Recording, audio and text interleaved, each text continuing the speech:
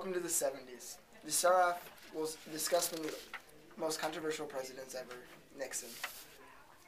His typical followers were middle class, hardworking, and your overall average American, just like Red Foreman. Nixon's accomplishments: for starters, he brought in the Family Assistance Plan. This provided money for families that had problems supporting themselves. We got the EPA from Nixon, which brought in Earth Day and new environmental laws, such as the Water Quality Improvement Act.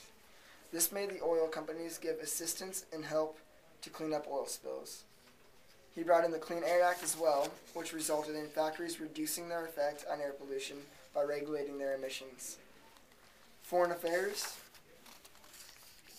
Nixon brings in the idea of realpolitik, which states our involvement in foreign affairs should depend on if a nation's people aren't given the right to a fair democracy or are having their human rights violated. Examples of this today are the war in Iraq and Iran, as well as the problems that we're having within Libya. In 1972, Nixon visits China to promote peace within this Pacific region. He also believed this visit would further divide them from communism and give us more power within Asia. That same year, Nixon signed SALT, which was the Strategic Arms Limitation Treaty, which made limitations on nuclear weapons. Although Nixon did these many great things, he also did one major mistake, and that was Watergate. Many people have heard of Watergate but don't quite understand it. Simply put, Watergate was a building that was also used for the Democratic National Party offices.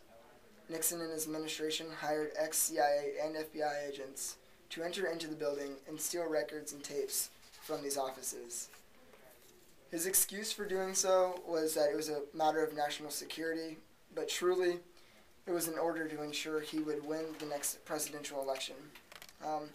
After being found out, he resigned as president and was the first and only to do so before ending his term. After Nixon, along came Ford. Ford was known as a moderate conservative, or simply put, on the right side of the political spectrum, versus his Congress, which at the time had a Democratic majority. Due to the conflicting views, Ford often vetoed many of their bills, such as the ones that they had supporting social welfare. This caused much drama within his presidency. After that, Jimmy Carter was next in line for president. By now, the economy was horrendous, and inflation was forever rising. At this time, 8 million people are unemployed. He tried reversing this downfall by making a corporate tax cut, which did work temporarily, but fueled further inflation after a while. Gas prices rose from a mere 36 cents a gallon at the end of 1970 to 86 cents by 1979. At the start of his term in 1977, the unemployment rate was at 7.8%, but rose to 13.3% by 1979. So to say the least, our nation's economy was not doing well at the end of this decade. Now to move on to the fun part of the 70s, the culture. In the 70s, music began to change quite a bit, and you started hearing more bands like the Eagles, Lynyrd Skynyrd,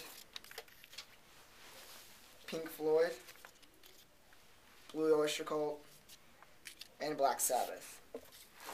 You even had that horribly embarrassing disco craze happening, which you may know a bit from that 70s show, or even because of Disco Stew from The Simpsons. Not only was there new music, but new style was coming up even more. From the 70s, you had great things such as the bell-bottom pants. You started noticing the sideburns more often, and everyone's favorite, the afro. The 70s were also a great time period for movies, such as Mel Brooks' Blazing Saddles or George Lucas's Star Wars. And how could you forget The Godfather, the ultimate gangster movie? These are just a few of the classics. So as you can see, it was quite the dramatic and exciting decade.